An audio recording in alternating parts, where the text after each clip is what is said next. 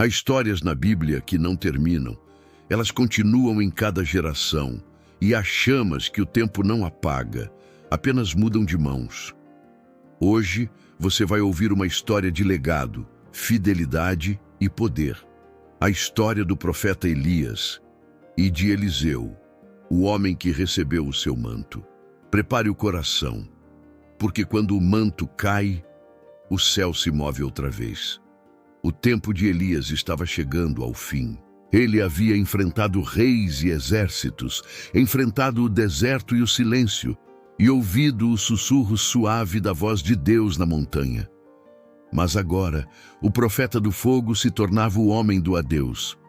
Por onde passava, o vento o acompanhava. Os céus pareciam saber que algo sagrado estava prestes a acontecer. E ali, nas colinas de Abel-Meolá, Elias viu um jovem arando a terra com 12 juntas de bois. Um homem simples, mas com o coração desperto. O Espírito de Deus falou: "Este é o escolhido." Elias caminhou até ele e, sem dizer uma palavra, lançou sobre ele o manto. Quando o manto tocou Eliseu, algo aconteceu dentro dele. O trabalho, o campo, os bois, tudo perdeu o valor.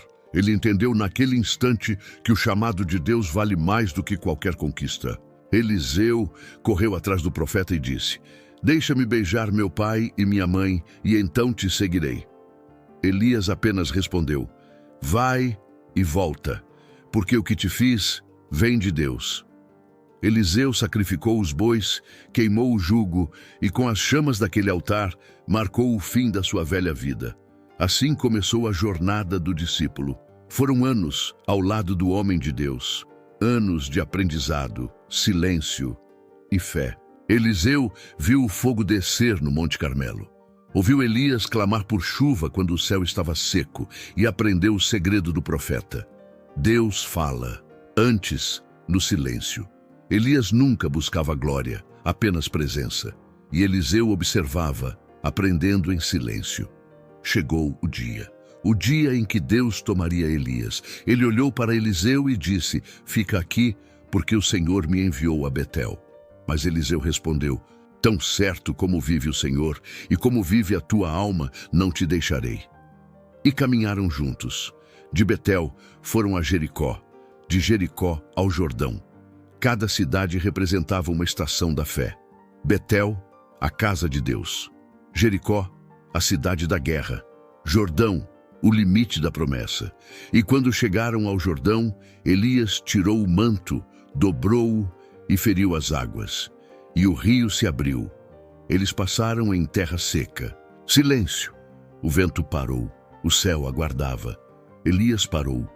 Olhou para Eliseu e perguntou: "Pede-me o que queres que te faça antes que eu seja levado." Eliseu, com os olhos marejados, respondeu: "Que haja sobre mim porção dobrada do teu espírito." Elias sorriu. "Pediste coisa difícil, mas se me vires quando eu for levado, será assim contigo." O vento começou a soprar forte. As nuvens se moveram. O céu se abriu. Um redemoinho desceu do céu.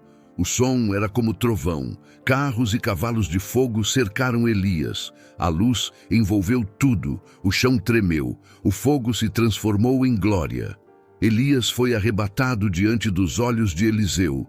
Meu pai, carros de Israel e seus cavaleiros." E então, silêncio.